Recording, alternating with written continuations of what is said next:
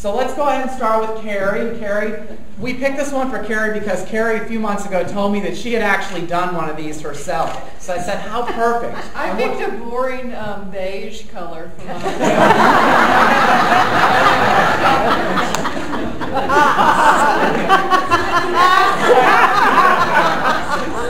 All right, so Carrie's going to go ahead and start planting. And we do know that this is for shoes, right?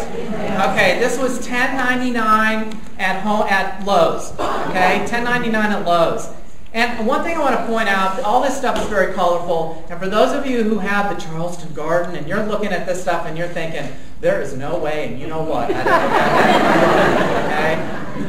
There are other things that this makes sense to you for. Some of you have children and grandchildren that love color, that you're not, going to put this on your 1820 wall, right? But what you're going to put it on is maybe the kids, maybe they live in suburbia, or maybe they live in a section where there's a garage that you could put some of these things up. So let's reimagine some of this stuff for your situation depending on what you got going on, right? Okay, so she's working with this shoe, basically it's a shoe rack. And she's going to start working with succulents.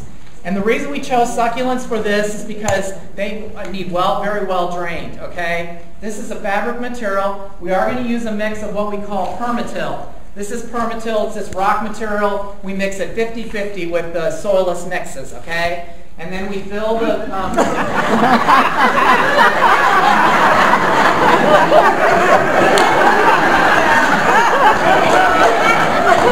As I said, 50-50.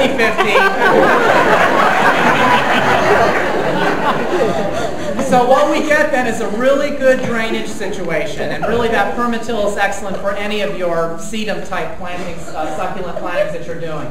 As you can see, she's got a variety of different things she's working with, and depending on what your style is, and depending on whether this is a kid planting this thing, which how fun is this? A child could plant this without any problems, right? Caring for it is basically nothing. I mean, watering it once in a blue moon, but for the most part, this is going to be full sun. It's not going to require that much care. It's the perfect kind of thing for somebody who maybe can kill just about anything. Okay? I did herbs in mine, and I did some bedding plants mixed in, like where I ran out of stuff, so it's colorful too. But it's nice because as it's gotten bigger, it's covered up the whole thing, so I don't even see I didn't want to see it, so I don't see it. That's why I chose one that had color. Because we're going to use sedums and we're going to see it, right? Because they're not going to overnight flow over to, But the other thing that was nice about it is that the herbs are by my door, so I can collect them for dinner, and I didn't have to dig in the ground. Because digging's hard. All right, we're going to go ahead and leave her here for just a moment, okay? Well.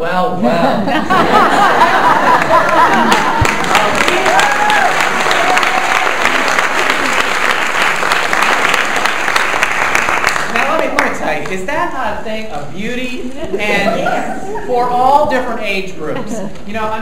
Let's talk about a 5-year-old getting up here and planting this thing. Obviously you're going to want to go ahead and do a ladder like these. You're going to need to go ahead and spray them. Oh, yeah. Okay? Because the little princess, when she has to get up on her next step to go ahead and plant her top plant, you want her to feel like, she's up there. She's at the pinnacle at age 5. Okay? So, anyway. Do you have anything you'd like to add? I do. I'll tell you a couple things about it because I've had mine for a while. One is don't fill it all the way to the top. You want a little bit of a lip because when you water it, you want it to kind of be able to catch the water rather than run out. And then the other thing Woolly Pocket too, that works that way. With the herbs that I did, I actually didn't want the whole thing because it was too long, so I cut off the bottom too on the ones that I did at home. But the ones at the bottom tend to stay more wet, and then the ones at the top dry out really quickly. So put the dry herbs at the top and the ones that can stay wet at the bottom. This is so great for those of us, particularly the herb pocket there, for those of us with rude male dogs. Honey, don't look at me now. I am not coming in your yard. Well, it's good if you live in an apartment and you had enough room to garden in, or or if you have a really tight space, or if you have limited sunlight but you want herbs and you've got a wall that gets sunlight but the ground doesn't get enough light, or if you have bad drainage in your yard. And think of it this way: if during one part of the year you're getting the light on the doorway that you like, and then the other part you just take the door down and you move the door.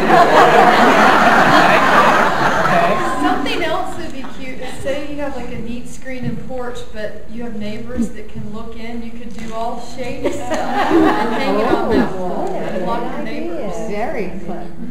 Oh, absolutely. I always say the best thing with neighbors is you can hear them but you can't see them. All right, that's the perfect neighbors.